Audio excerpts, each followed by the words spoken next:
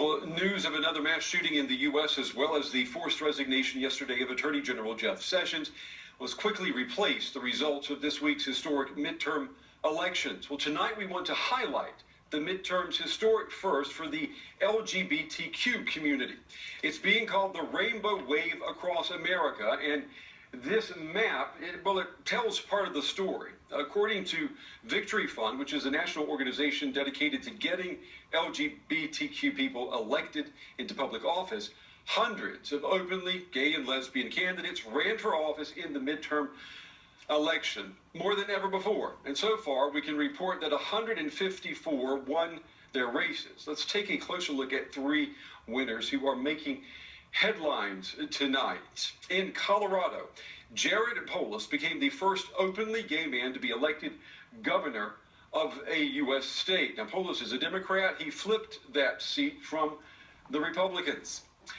The Democrat Angie Craig won Minnesota's 2nd congressional district, becoming the first openly LGBTQ person to be elected to Congress from that state. She is also expected to be the only openly lesbian mother in Congress. And then there's Sharice Davids, who won Kansas's 3rd district in Congress. She will become the first openly lesbian woman to represent Kansas in Congress. All right, let's take this story now to the U.S. Capitol, Washington, D.C. I'm joined tonight by the president and the CEO of the Victory Fund, Anise Parker.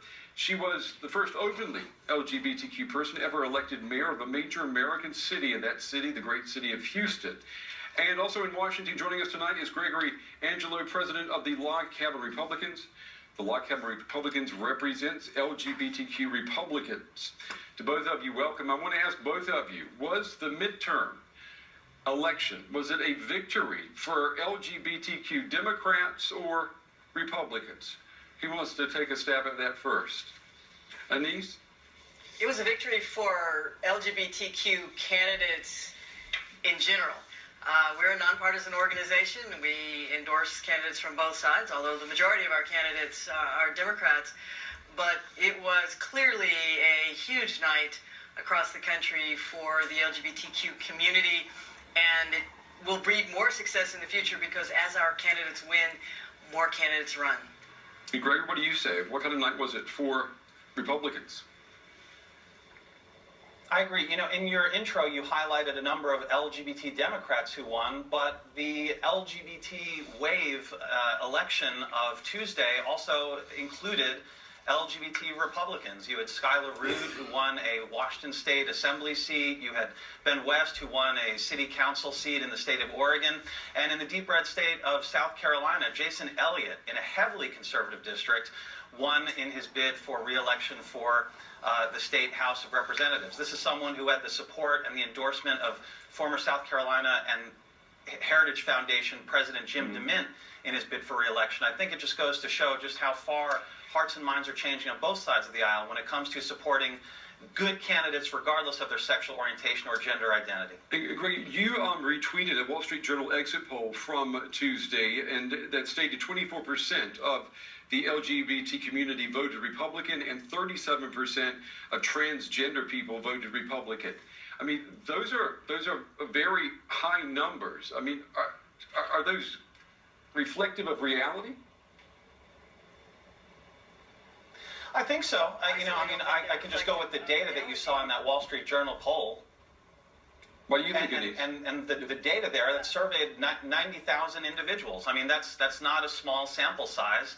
It shows almost a 75% increase in terms of LGBT individuals who voted Republican in this election versus in 2016, and what I believe is a historic high for transgender individuals who voted for Republicans in this year's election. What do you say, Anise? I think that's looking at the forest and not the trees. What you see that happened across America is that at the state level, in many states, particularly the red states, Republicans prevailed at a statewide level, but in the local races, all those races clearly broke for Democrats, which is why the Democrats took back the House. Many people split their tickets, and I don't know the genesis of the poll and how they did it, and I have no doubt that there were Democrats and Republicans who received the votes of the LGBTQ community, but it's very clear that where LGBT candidates were on the ballot, people from the LGBT community supported them, but we can't win on our own. We had lots and lots of help. Of the 154 candidates who were LGBT who won, I believe 5 of them were Republicans, the rest were Democrats. But there's 16 races that are still too close to call. So that number is actually going to go up. Where did all of the push come from for this rainbow wave? I mean, let me ask you both: is Donald Trump the reason why we have this rainbow wave now across the U.S.?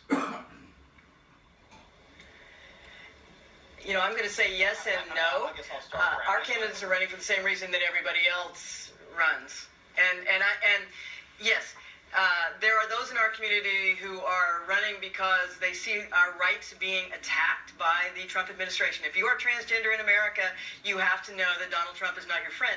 But most of our candidates run for the same reason that everyone else runs, which is they want to serve their community. And local issues were a lot more important in our races. Issues around healthcare. Number one issue across America was healthcare. Mm-hmm. Greg, let me just pull in Greg. Greg, what do you say about Trump, the Trump factor? I mean, in terms of the LGBT vote, I don't know that this election was a referendum on Donald Trump. And if anything, if it was a referendum on Donald Trump, it shows, according to, again, that polling, that support for the president among the LGBT community is growing and not shrinking. I think, to Mayor Parker's point, what you're seeing is candidates who are winning, whether they're Republican or Democrat, if they're part of the LGBT community, they were running on local issues. Many, if not the overwhelming majority of these LGBT candidates who won were running at the hyper-local level. And at that level, it's less about your sexual orientation or your gender identity or who might be the president of the United States or the Speaker of the House, and really about the local needs of the community that you're running to represent. I think outside of the United States, a lot of people look at President Trump and they try to understand how he can claim to be, gay and lesbian voters' best friend. But let me take this into the future, in the post-Trump era, when that comes. When will the U.S. be ready for an LGBTQ presidential candidate? Greg, when do you think that'll happen? When will we have a gay president?